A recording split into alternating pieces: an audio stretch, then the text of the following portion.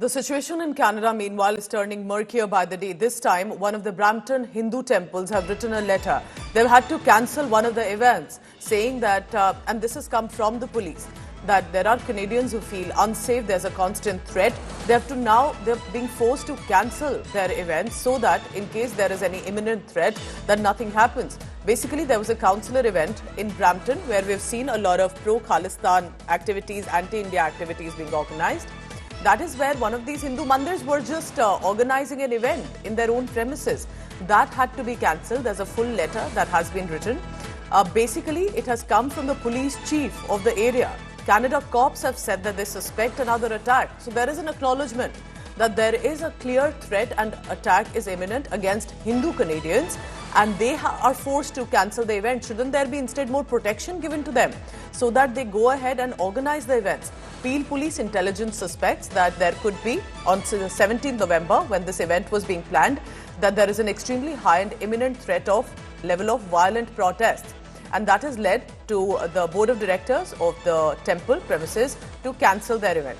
I'm joined by Milan Sharma for the latest on that this morning. Milan, you know, it's concerning because I would expect the police officials to say that we would ensure all security. You go ahead and organize your event rather than say, just cancel it. Well, good morning, Pooja. These are, consular events that are organized in a lot of these Hindu temple premises.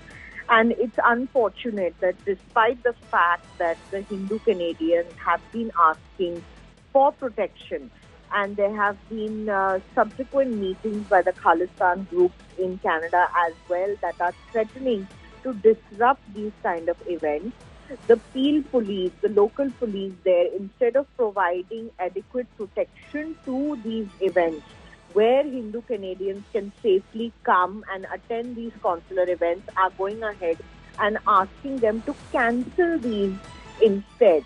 So clearly you can see how the Canadian police is not willing or is unable to provide the required protection to its own Canadian citizens, the Hindu Canadians. And instead they just say that there is a high threat perception or the protest can turn violent. So they can't control the Khalistan groups from protesting in and around the temple, but instead they are asking the Hindu Canadians to stay away from temples, which is why this letter has been made public by the board, and they are saying that as Hindu Canadians, we feel unsafe in coming to our own places of worship.